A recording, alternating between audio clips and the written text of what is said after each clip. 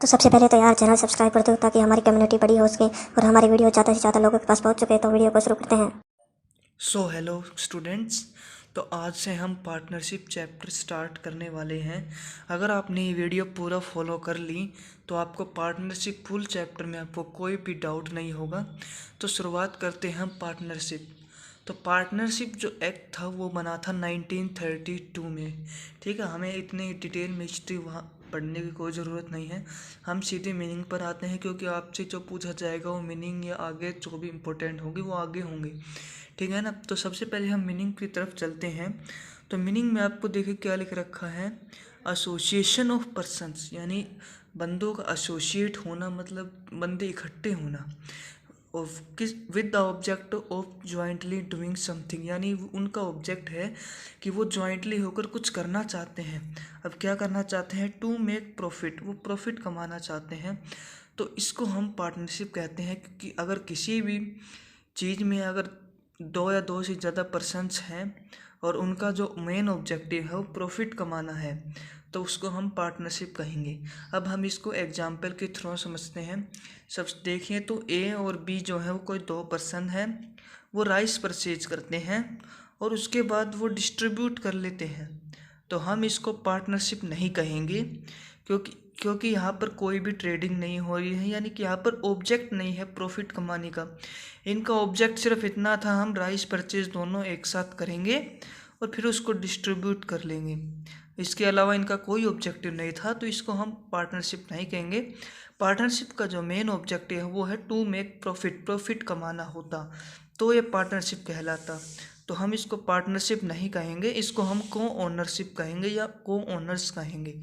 अब पार्टनरशिप कब कहेंगे वो अब हम आगे समझते हैं। तो अब हम इस चार्ट की मदद से समझते हैं। जैसे कि ए और बी दो पर्सन हैं और वो 100 टन राइस खरीदते हैं।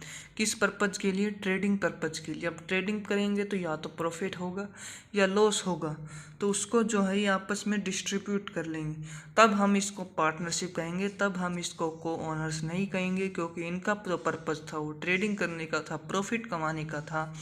और अगर कभी कॉन्ट्रैक्ट बनता है और उसका पर्पस ट्रेडिंग करना होता है, दो बंदे हो या दो से ज़्यादा जो बंदे होते हैं उनको हम पार्टनरशिप कहते हैं। और अब बाकी आप धीरे धीरे इसके फीचर्स पढ़ेंगे, कैरेक्टरिस्टिक्स पढ़ेंगे, तो आपको धीरे धीरे सब समझ आ जाएगा। बस आप थोड़ा इंतज़ार करें, थोड़ा पेशेंस रखें, तभी आपको कुछ समझ आ पाएगा। अगर आप ये सोचे 2 मिनट की वीडियो देखकर हम ये क्लियर कर लेंगे पूरा चैप्टर, तो ये पॉसिबल नहीं है। और अगर ऐसा पॉसिबल होता तो 2 घंटे की वीडियो नहीं बनती।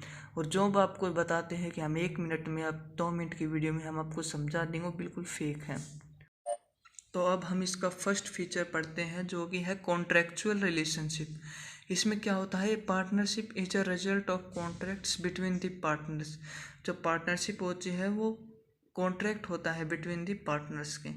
इसलिए हम कहते हैं कि जो पार्टनरशिप रिलेशन है वो created by contracts not status, यानी मतलब मुंह जुबानी कॉन्ट्रैक्ट नहीं होते हैं, ये एक रिटन कॉन्ट्रैक्ट्स होते हैं। और इसीलिए हम इसको कॉन्ट्रैक्चुअल रिलेशनशिप कहते हैं, क्योंकि दोनों पार्टीज द्वारा एक्सेप्टेंस होते हैं, दोनों पार्टीज द्वारा ऑफर्स दिए जाते हैं, और तभी कॉन्ट्रैक्ट बनता है। और इसीलिए हम पार्टनरशिप को कॉन्ट्रैक्चुअल रिलेशनशिप भी कहते हैं। नंबर 2 पर आता है association of two or more persons. A person can not make contracts with himself, so it logically follow relationship which born out. मतलब इसका कहने का मतलब ये है कि कोई पर्सन है वो अकेला कॉन्ट्रैक्ट नहीं बना सकता है पार्टनरशिप में, या कोई भी कॉन्ट्रैक्ट हो वो अकेला कॉन्ट्रैक्ट नहीं बनता है। इसलिए दो या दो से ज़्यादा बंदे होने चाहिए, तभी हम कॉन्ट्रैक्ट बना सकते हैं। Partnership act does not specify the number of members. जो पार्टनरशिप है उन्होंने अभी तक स्पेसिफाई नहीं किया है कि मैक्सिमम नंबर कितने हो सकते हैं पार्टनरशिप में।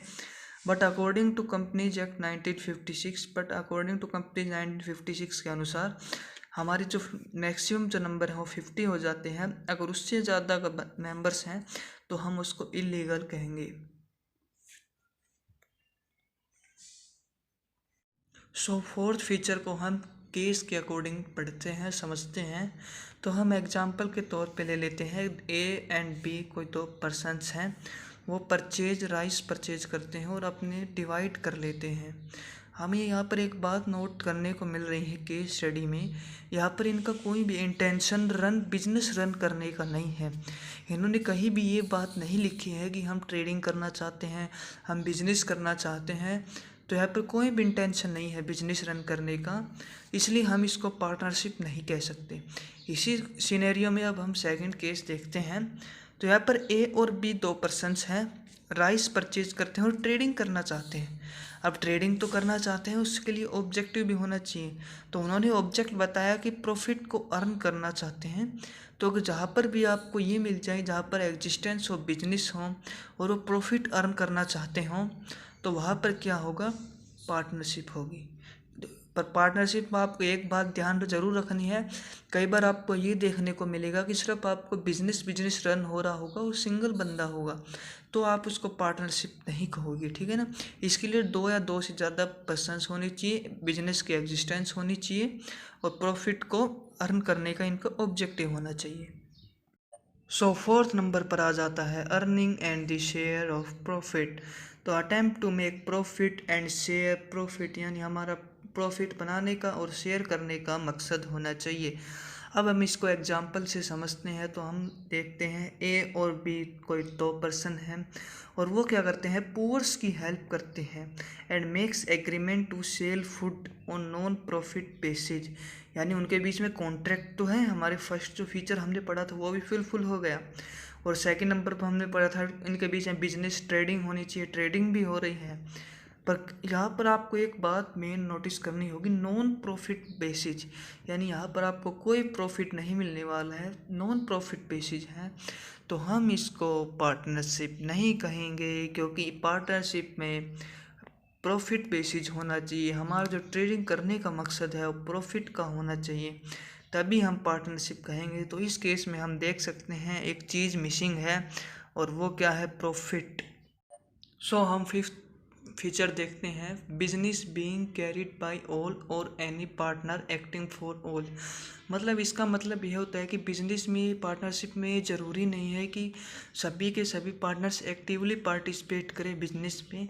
अगर कोई एक मेंबर या एक पार्टनर अब काम करता है, वो अगर मान लीजिए किसी बिजनेस में 4 पार्टनर हैं और एक ही पार्टनर पूरे बिजनेस को संभाल रहा है, तो ऐसा भी हो सकता है। पर कोई भी कंसेंट या कोई भी एक्शन से रिलेटेड जो भी एक्शंस होंगे वो सभी पार्टनर्स मिलकर लेंगे, पर एक्टिवली पार्टिसिपेट रहने की कोई ज़रूरत नहीं होती है। अकेला मेंबर भी, अकेला पार्टनर भी पार्टनरशिप को संभाल सकता है, और पर जो भी एक्शंस होंगे, जो भी होंगे, पर वो होंगे चारों की मर्जी से ही। और सिक्स नंबर आता है, object of business should be lawful, यानी जो पार्टनरशिप का जो ऑब्जेक्ट है वो लॉफुल होना चाहिए। वो कोई भी मतलब नेशनल इंटरेस्ट के विरुद्ध नहीं होना चाहिए। जैसे इंडिया हमारी देश है, तो इंडिया के विरुद्ध कोई भी बिजनेस ना करें। मतलब जहाँ इंडिया की जिस कंट्री से दुश्मनी है, जिस कंट्री जो हमारा शत्रु है, उनके साथ मिलकर कोई भी कार्य नहीं कर सकते हैं। ज्वाइंट एंड पर्सनल लायबिलिटी होनी चाहिए, यानी कि अगर कोई भी पार्टनरशिप में डेप्ट है या पर्सनल कोई डेप्ट है या कोई क्रेडिटर्स हैं, उनकी जो पेमेंट करना है वो पार्टनर अपने खर्चे, अपनी पर्सनल लायबिलिटी पे करके भी कर सकता है।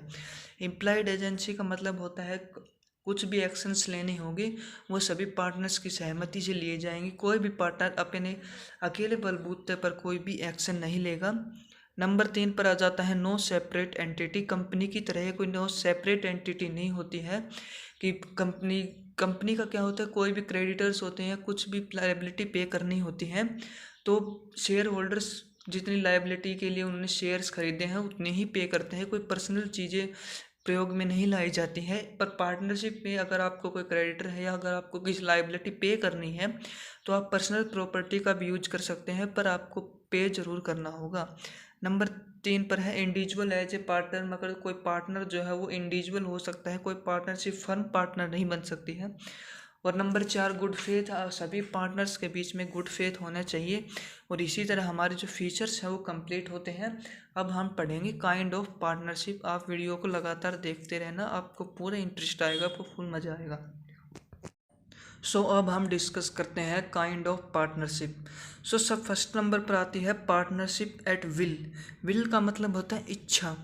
If the duration of partnership has not defined in the contract, यानी कॉन्ट्रैक्ट में अगर पार्टनरशिप का जो टाइम है वो डिसाइडेड नहीं है, और partner can opt when he desire, यानी पार्टनर जो कभी भी चाहे तभी वह जा सकता है, तो हम उसको पार्टनरशिप एट विल कहेंगे। और according to section 7 of partnership act, if the partner can terminate the partnership any time, यानी अगर कोई पार्टनर जो पार्टनरशिप है उसको टर्मिनेट कर सकता है एनी टाइम पर, उसको हम पार्टनरशिप एट विल कहेंगे। उसके बाद आता है partnership for a particular venture. According to section 8 partnership act, the partner engage in a particular business compresses a particular for a particular venture, यानी एक स्पेशल वेंचर यानी पर्टिकुलर ऑब्जेक्ट या particular target के लिए जो पार्टनरशिप बनती हैं उसको हम कहते हैं partnership for a practical venture.